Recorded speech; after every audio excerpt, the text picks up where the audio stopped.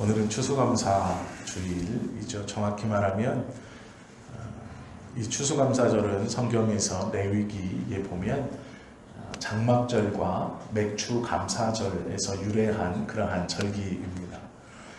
보리를 다 거두드리고 그 보리의 수확을 하나님 앞에 기뻐하면서 날을 정해서 약 일주일 정도 하나님 앞에 기뻐하고 이웃들과 함께 그 풍성함을 나누었던 그러한 날이 유래입니다.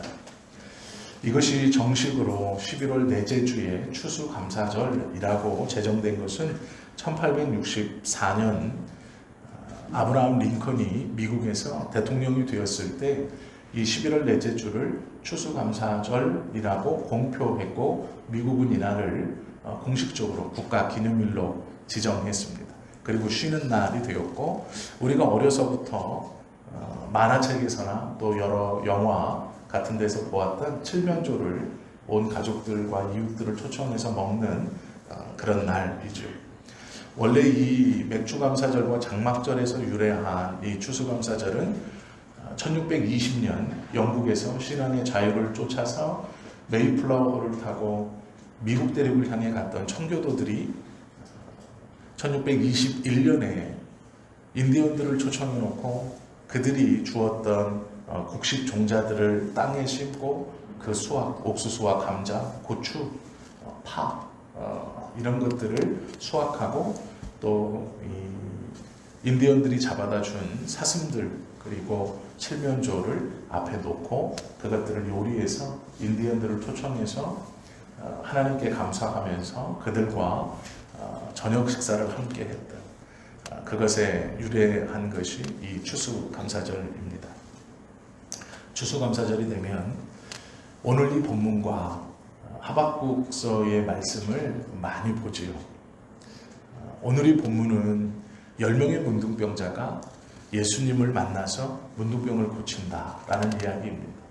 그런데 중요한 것은 고침받은 것도 너무나 감사하죠. 이 당시에 문둥병이라는 것은 하나님에게 저주를 받아서 그의 본인이나 그의 조상 중 아니면 그의 부모가 하나님과 사람들 앞에 숨기운 죄를 지어 하나님이 그 죄를 드러내시고자 주는 병이라고 생각했습니다. 그래서 아들이 문둥병에 걸리면 그 걸린 당사자도 마을에서 추방되었지만 그 부모는 성전에 찾아가서 자신의 죄를 계속해서 회개해야 했고 혹 하나님께서 내가 회개하는 이 회개를 통해 우리 아들을 다시 우리 자녀를 다시 이 문둥병에서 고쳐주시진 않을까 기대하면서 부모는 계속 회개하는 그러한 날이었습니다. 또한 이 병을 통해 그 병에 발병된 자는 마을에서 쫓겨나기 전에 제사장 앞에 가서 이 병이 다른 질병이 아니고 하나님에게 받은 문둥병이라는 것을 진단받고 또 이 제사장은 이 사람이 속한 회당이나 그 마을 공동체에게 이 사람이 문둥병에 걸렸다. 그렇기에 교류를 끊고 마을 밖으로 내보내라 하는 것을 공표했습니다. 그래서 이 문둥병에 걸린 사람의 부모뿐 아니라 본인도 온 마을에 자신이 하나님 앞에 죄인임을 선언받았고 마을 사람들은 이 문둥병에 걸린 사람을 하나님께 저주를 받았다 하여서 가까이 하지 않았습니다. 그들은 성 밖 골짜기에서 자기들끼리 모여서 집단을 이루어 촌을 이루고 살았습니다. 그곳에서 생산 활동을 하지 못했기 때문에 성 안에 남아있는 가족들이 매일매일 양식을 구해다가 날랐습니다. 조금 부유하거나 풍요로운 집 같으면 문제가 없지만 그 문둥병에 걸린 사람이 그 집의 가장이었거나 노동력을 제공하는 자였다면 그 한 사람이 마을 밖으로 추방되어 고통받음으로 인해 온 가족이 고통을 받았다라는 것이죠. 이 문둥이촌은 따로 돌보진 않았습니다.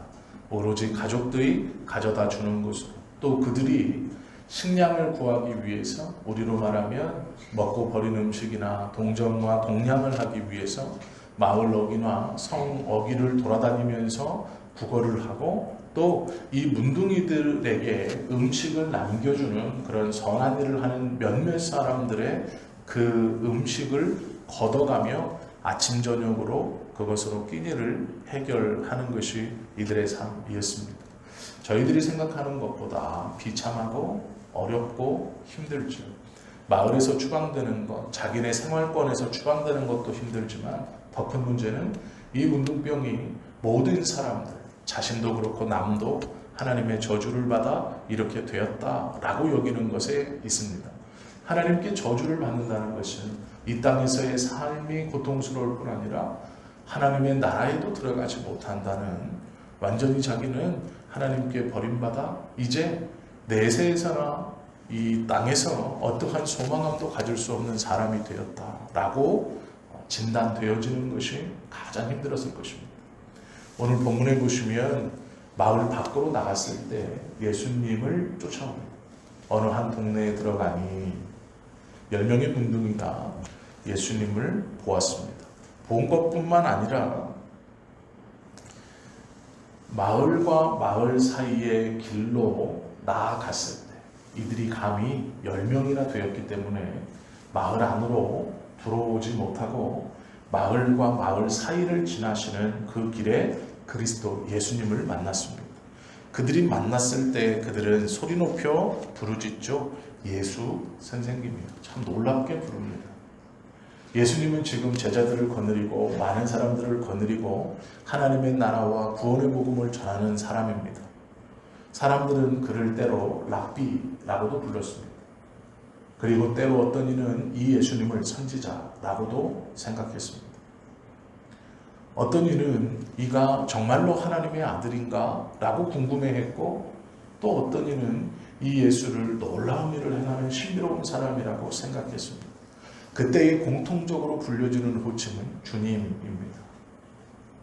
그들이 생각할 수 있는 최상위의 호칭, 이 모든 것을 통틀어서 부르는 호칭은 주님입니다. 내가 정말로 예수님을 나의 주님으로 모신다는 게 아니고요. 그 당시에 신분이 낮은 사람이 신분이 높은 사람을 만나거나 사회적으로 구별되어져 있는 것에서 내 위치는 정확히 드러나지만 상대방의 위치를 정확히 알지 못할 때 그들은 주님이라고 불렀습니다. 이것은 지금 우리가 예수님을 주님이라고 부르는 것과는 다른 의미의 부름입니다. 그런데 이들은 예수님을 이름은 정확히 알고 있습니다. 예수 선생님이라고 부릅니다.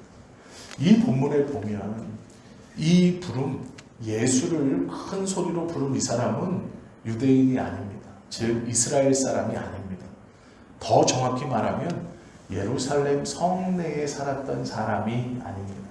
이게 무슨 얘기냐면 나중에 예수님께서 이 사람을 보시고 뭐라고 그러냐면 18절 보십시오. 이 이방인 외에는 이라고 말합니다. 10명의 문둥병자가 있었고 예수님께서 동네와 동네 사이길로 지나가시는 그 길에 이 10명의 문둥이 중 하나가, 같이 다니던 10명의 문둥이 중 하나가 예수님을 부릅니다. 그런데 그 호칭이 선생님입니다. 예수님에 대해 모르고 부른 것이 아니고요. 정확히 예수님이 누구인지를 알고 부릅니다. 그러나 호칭이 선생님입니다. 이것은 이 부르기가 이스라엘 사람이 아니다라는 것을 의미합니다. 이스라엘 사람들은 보통 예수님과 같은 이를 랍비라고 부릅니다. 아니면 주님이라고 호칭하여 부릅니다. 우리가 뒤에서 보시면 아시지만 많은 이스라엘 사람들은 이 예수를 다윗의 자손이라고도 부릅니다. 하나님의 이름으로 오시는 거룩한이라고도 부릅니다. 그러나 오늘 이 문둥병자가 예수님을 부르는 호칭은 선생님입니다. 선생님이라는 것은 이스라엘 사람이 아닌 비유대인이 유대인의 납비를 호칭하거나 신분을 알지 못할 때 부르는 최고의 호칭입니다. 만약에 이가 이스라엘인이었다면 예수님을 가리켜 주님이라고 불렀을 겁니다. 그렇게 불렀고 예수님은 이들과 대면했습니다. 불쌍히 여겨 달라 말합니다. 소리를 높여 이르되 예수 선생님이여 우리를 불쌍히 여기소서 하거늘 예수님이 그들을 보시고 첫 마디가 가서 제사장들에게 너희 몸을 보이라 라고 말합니다. 그 말을 듣고 그들이 가다가 깨끗함을 받았습니다. 제사장들에게 보이러 갔다는 것은 이들이 이스라엘 사람이 유대인이라는 걸 말하는 것이죠. 정확히 말하면 예루살렘 성내에 있는 사람들이었다라는 겁니다. 이 말을 잘 생각하셔야 됩니다. 왜 그러냐면 이 자신의 성에서 쫓겨나 다시 계곡에서 문둥이들이 모여있는 곳에서 살던 이들의 대다수는 예루살렘 성에서 쫓겨나 예루살렘 성과 가까이 살던 사람들입니다. 그런데 그 중에 사마리아라는 이스라엘의 두 번째 수도라고 불렀던 이 사마리아에서 쫓겨난 사람이 끼어 있었습니다. 이 사마리아에서 쫓겨난 사람은 회당과 우상을 중심으로 이스라엘이 남과 북으로 갈리었을 때, 북이스라엘, 남유다 이렇게 갈리었을 때 예루살렘 성전을 중심으로 예배를 드리는 유다와 북이스라엘에서 따로 여러 회당과 산당을 지어서 예루살렘 성전이 아닌 다른 곳에서 예배를 드리면서 이 이스라엘을 정복했던 나라 페르시아 바사는 예루살렘에 있는 수도에 있는 백성들을 끌고 가기도 하고 흩어서 여러 곳으로 만들어 놓고 이 수도를 황폐화시킵니다. 그리고 이방신을 중심으로 산당과 여러 우상들을 섬기는 이 사마리아를 제2의 수도로 삼았고 이곳에 예루살렘 이스라엘 사람 조금 그리고 이방인 포로들을 넣고 이 인종을 섞어버립니다. 그래서 순수 유대인들이 아니고 이 사마리아에는 이방인들과 유대인들이 섞인 피가 섞인 이 후손들이 살고 있었습니다. 그래서 한 여인이 예수께 나와 예수님의 은혜를 구할 때 예수님께서 내가 개들에게는 이라고 표현하는 것이 이 사마리아 여자를 가리키는 말입니다. 유대인들은 그 사마리아 사람들을 가리켜서 유대인이라고 인정하지 않았습니다. 그 당시에 이스라엘은 이 사마리아 사람들을 가리켜서 잡종이라고 불렀고 그러기에 그들을 개들이라고 호칭했습니다. 오늘 이 본문을 가만히 보시면 예수 선생님이라고 부르는 이 사람은 이스라엘에서 쫓겨나간 사람이 아니라 사마리아에서 쫓겨나간 사람이라는 것을 우리가 짐작할 수 있죠. 예수님께서 거니시던 곳이 어디냐면 예루살렘으로 가시기 전 사마리아와 갈릴리 사이 길이었기 때문입니다. 그 사이 길에 순수 유대인이라고 부를 수 없는 이스라엘이라고 부를 수 없는 한 사람이 10명의 문둥이와 9명의 문둥이와 같이 있다 예수님께 나왔고 고침을 받았습니다. 나머지 9은 어디로 갔을까요? 예루살렘으로 간 것이죠. 제사장에게 보이기 위해서. 사마리아인 하나는 보일 제사장이 없는 겁니다. 몸은 깨끗함을 입었는데 보일 제사장이 없죠. 자신은 예루살렘 성에서 쫓겨나온 사람이 아닙니다. 이가 선택한 것은 기뻐하며 하나님을 큰 소리로 찬양하고 사마리아의 입에서 하나님을 찬송하게 하고 예수 앞에 엎드려 그 예수님께 감사하게 감사의 인사를 건넨 것이죠. 예수께서 그것을 보시고 이렇게 말합니다. 10사람이 다 깨끗함을 받지 아니하였느냐? 그 9은 어디 있느냐? 이 말을 풀면 9명의 이스라엘 백성은 어디 있느냐? 9명의 이스라엘인은 어디 있느냐라고 물으시는 것이죠. 그리고 연이어 말씀하시기를 이 이방인 외에는 하나님께 영광을 돌리러 돌아온 자가 없느냐 하시고 말씀합니다. 그는 하나님을 찬양했고 예수님 앞에 감사했습니다. 그런데 그 감사를 받은 예수님은 하나님께 영광을 돌리러 온 자가 없느냐 말씀하시죠. 10명의 문둥이의 삶은 우리가 따로 설명하지 않아도 얼마나 비참한 삶이었는지 능히 짐작할 수 있습니다. 그 중에 유대인도 아니고 사마리아 사람, 멀쩡했을 때도 이스라엘 본토 사람에게, 본 도시의 사람에게 잡종이라 멸시를 당하고 업수인 여김을 당했던 이 사마리아 사람이 문둥병에 걸려 이스라엘 공동체의 문둥이촌에 들어와 살고 있습니다. 멀쩡했을 때도 차별받았을 그가 문둥병에 걸려 그 촌에 들어와 함께 살 때 어떤 삶을 살았겠습니까? 어떤 대접을 받았겠습니까? 어떤 상황에 놓여 있었겠습니까? 몸이 나았습니다. 9명은 기뻐하며 제사장에게 뛰어갑니다. 예루살렘 성내로 들어가고 예전에 걸었던 그 왕궁으로 통하는 길을 올라가 그 옆 성전에 올라가 대제사장이 있는 곳에 들어가 자신의 몸을 보이고 깨끗함을 증명하는 것이죠. 그들은 기쁨의 날을 맞이했습니다. 아마 그들도 하나님께 감사했을 것입니다. 갈 곳 없는 이 사마리아 사람은 가까운 자신의 사마리아 동네로 들어갈 수 있었지만 그렇지 않고 다시 예수님께 찾아왔습니다. 하나님을 찬양하며 찾아와서 예수의 발 앞에 엎드려 감사하고 있습니다. 이 10명 모두에게 이 날은 너무도 기쁜 날입니다. 너무도 감사한 날입니다. 자신의 지위가 회복됐을 뿐 아니라 병을 고쳤고 정말로 중요한 건 하나님께서 나를 용서해 주셨다는 마음입니다.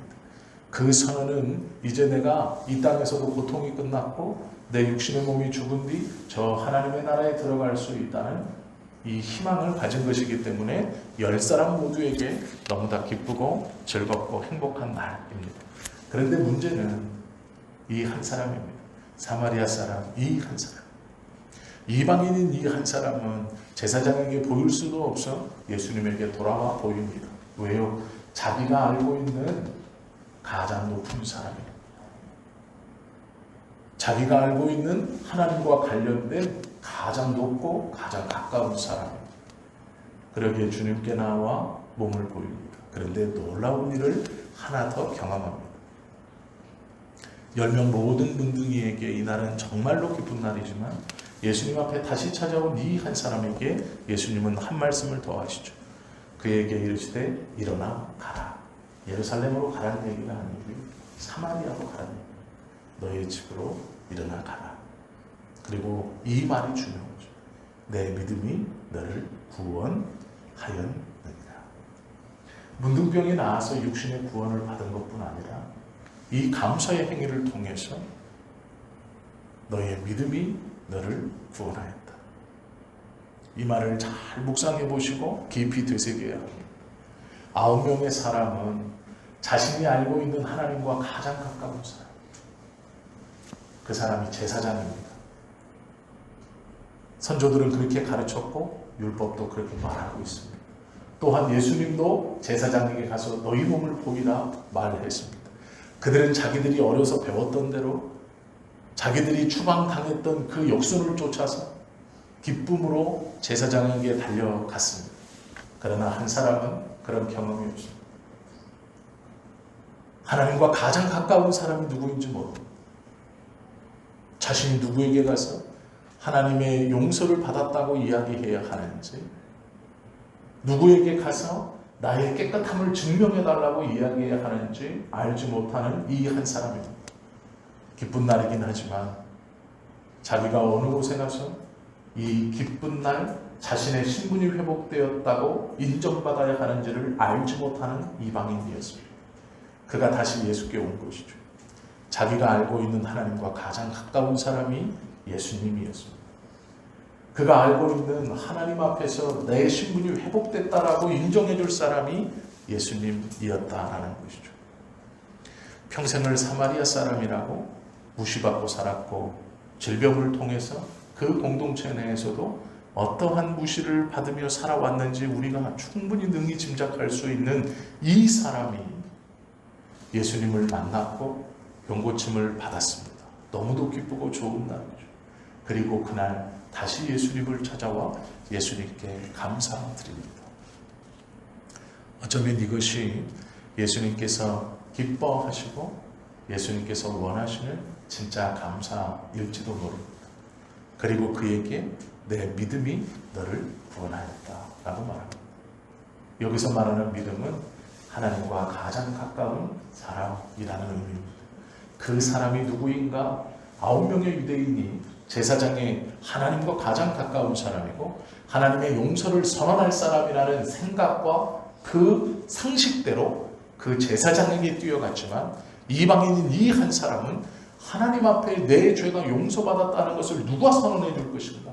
하나님과 가장 가까운 사람이 누구인가를 알지 못했고 그 무지함 속에서 나의 죄, 이 병을 고쳐준 예수 그리스도가 하나님과 가장 가까운 사람이고 내 죄를 하나님 앞에서 깨끗함 받았다라고 선언해 줄 내가 알고 있는 제일 높은 사람이라고 생각하여 예수께 온 것입니다.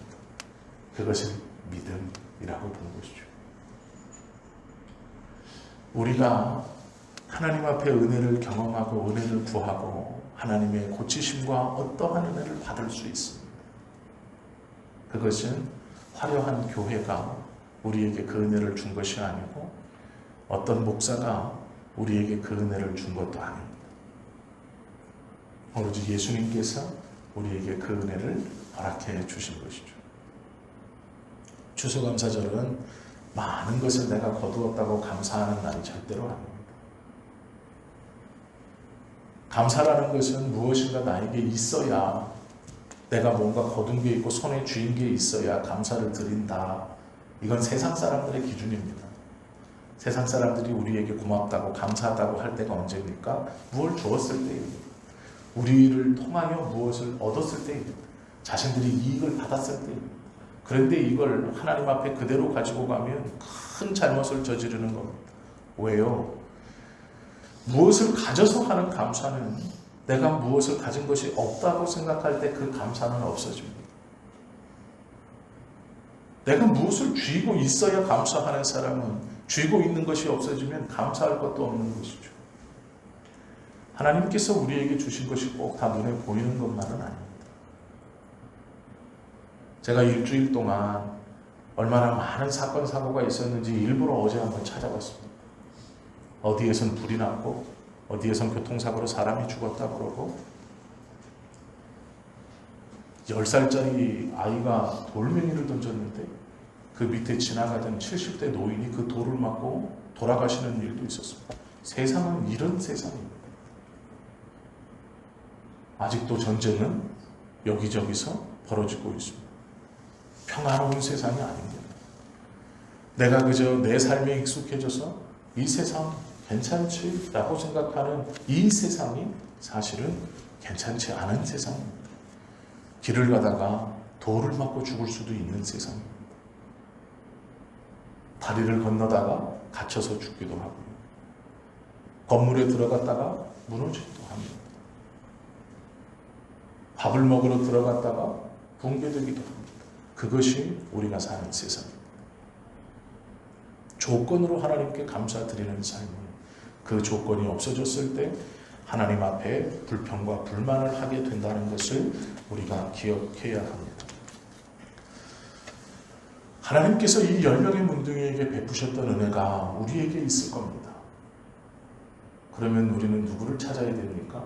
예수 그리스도를 찾아야 합니다. 9명의 문둥이는 육체적인 고통을 받아 육체적인 해방을 입었고 이 한 명의 문둥병자는 예수께 오므로 그 영혼의 구원도 받았습니다. 예수님께 온 것을 예수님은 믿음이라고 말합니다. 우리에게도 이 믿음이 있어야 할 것입니다. 교회가 우리를 구원해 주시는 것이 아니죠. 목사가 절대로 아닙니다. 신앙의 모범이 되고 날 위해서 기도해 주는 누군가가 내가 좋아하는 어떤 신앙이 절대로 그렇지 않습니다. 예수 그리스도만이 우리를 구원해 주시고 우리에게 온전한 은혜를 허락해 주시는 분입니다. 추수감사절은 많은 것을 거두어서 감사하는 날입니다. 그 예수님 앞에 감사하는 날입니다. 제가 말씀을 처음에 시작할 때 추수감사절이 되면 이 본문과 하박국서를 많이 본다 이렇게 말씀하셨죠. 하박국 3장 17절부터 18절의 말씀입니다. 거기에 보면 이 말씀이 있어요. 비록 무화과 나무가 무성하지 못하며 포도나무에 열매가 없으며 감람나무에 소출이 없으며 밭에 먹을 것이 없으며 우리의 양이 없으며 외양간에 소가 없을지라도 나는 여호와로 말미암아 즐거워하며 나의 구원의 하나님으로 말미암아 기뻐하리로다. 여기서 없으며 라는 이 말이 참 놀라운 말인데요. 왜 그러냐면 없다고 말하는 6가지는 이스라엘 사람들이 살아가는데 필요한 생필품들입니다. 이건 사치품이 아닙니다. 있으면 좋고 없어도 좋고 있어도 되고 없어도 되고 하는 게 아니고요. 이 6가지는 생필품입니다. 무화과는 먹는 음식이고 포도주는 음료 중 가장 중요한 원료이고 감람나무는 기름을 짜는 것이고 밭의 식물은 하루 3끼 먹어야 할 식량입니다. 양의 털로는 입는 옷을 만들고 소는 밭을 갈고 척박한 땅을 일구는 생명줄입니다. 놀랍게도 이 6가지 생필품이 없어도 감사한다라는 것이죠. 우리는요, 생필품이 떨어지면 불평하죠. 불만을 갖죠. 하나님 어찌하여 나에게 이것도 허락해 주지 않고 이것도 뺏어가시고 이것도 없게 하십니까? 라고 말하죠. 하나님, 내가 무슨 욕심이 있습니까? 남들과 똑같이만 살게 해달라는 것이지 남들보다 더 좋게 살라고 하는 것도 아니고 남들보다 똑같이 살라고 하는 것인데 어찌하여 나는 내 생활에 꼭 필요한 이것을 허락해 주지 않습니까? 라고 생각하죠. 제가 하박국서를 강론할 수가 없는 건 저도 그렇기 때문입니다. 저도.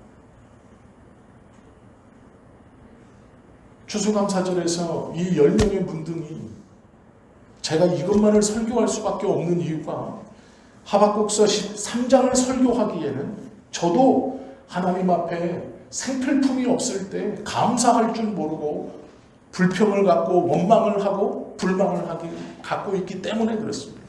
그 모습이 저에게 보이기 때문에 그렇습니다. 그러나 안 볼 수는 없죠. 하박국 3장은 살아가는데 꼭 필요한 6가지가 없어도 하나님 앞에 감사하겠습니다 라는 고백입니다. 우리도 이 고백을 드릴 수 있기를 바랍니다. 이것이 하나님께서 믿는 자들에게 원하시는 감사의 내용입니다. 크게 성공해서 많은 것을 쥐어서가 아니고요. 이 6가지 먹고 사는 문제. 우리의 입에 음식이 들어가고 우리가 눕고 우리가 입을 옷을 위해서 그것만을 가지고도 하나님께 감사할 수 있다라고 하는 것이 이 감사입니다. 바라고 원하기는 이 추수감사주일 이날 하나님께 가진 것으로 인하여 감사하는 세상 사람들과 같은 감사가 아니라 아무것도 없어도 구원의 하나님이 나의 하나님이 되셨으니 그것만으로도 온전히 감사할 수 있는 저와 여러분 모두가 되실 수 있기를 예수님의 이름으로 축원합니다. 그리고 우리가 내년에는 하박국 3장을 하나님 앞에 함께 읽고 우리도 동일하게 하나님 1년 동안 이 6가지가 조금 부족했어도 절대로 불평하지 않았고 절대로 불만 갖지 않았고 하나님께 감사하며 한 해를 보내고 이제 다시 이 하박국 3장을 읽습니다. 이제 더 이상 누가복음 17장이 아니라 하박국 3장을 읽으며 하나님께 감사하는 시간이 그러한 1년을 보냈습니다. 라고 내년 추수감사절에는 우리가 함께 이 하박국 3장을 봉독하고 말씀을 나눌 수 있는 그런 한 해, 믿음의 한 해를 살아가실 수 있기를, 감사하는 한 해를 살아가실 수 있기를 예수님의 이름으로 축원합니다. 기도드립니다.